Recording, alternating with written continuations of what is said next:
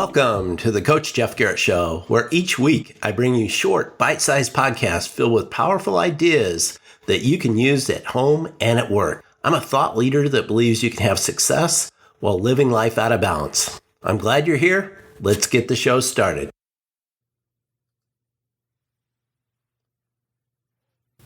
One of the trends today is people do not want a manager. They want a coach.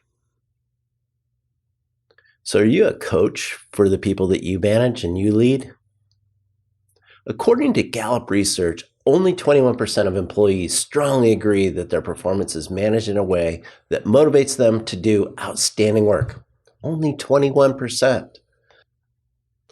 That means that 79% of the employees out there don't believe that their performance is being managed in a way that motivates them to do outstanding work. People today want to be developed, and that's been true for a long time, but they want to become better. It takes a coaching manager to help them to accomplish this.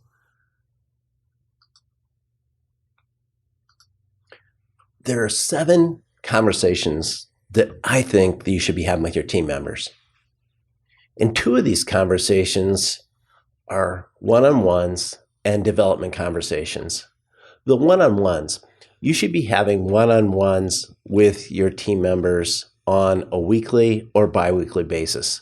If they're brand new to the company, definitely need to have weekly one-on-ones. If you're in a project that needs a lot of attention, definitely need weekly one-on-ones. This is not micromanaging. This is part of development.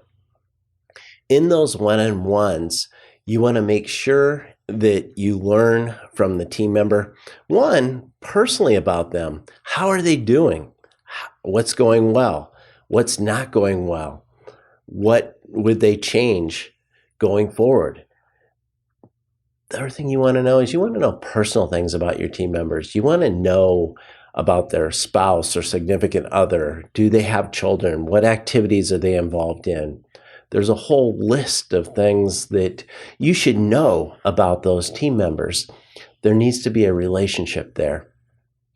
In the coaching piece, it's really important that you use curiosity. If they have a question for you like, how should I do this? Turn that back around. So I'm curious, Jim, how do you think that you should do it?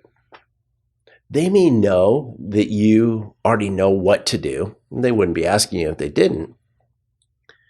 But don't give them the answers. Help them to learn the answers for themselves. Guide them and develop them so they're coming up with their own answers. Now, you may want to provide a little bit of direction to that answer, but the piece is, as a manager, as a leader, one of your key responsibilities is to develop the people around you. And if you tell them what to do, you're not going to develop them.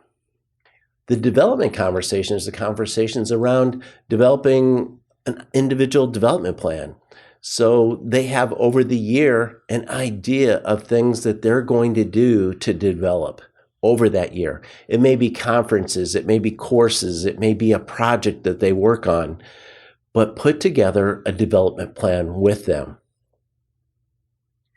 Another conversation of the 7 is the annual review.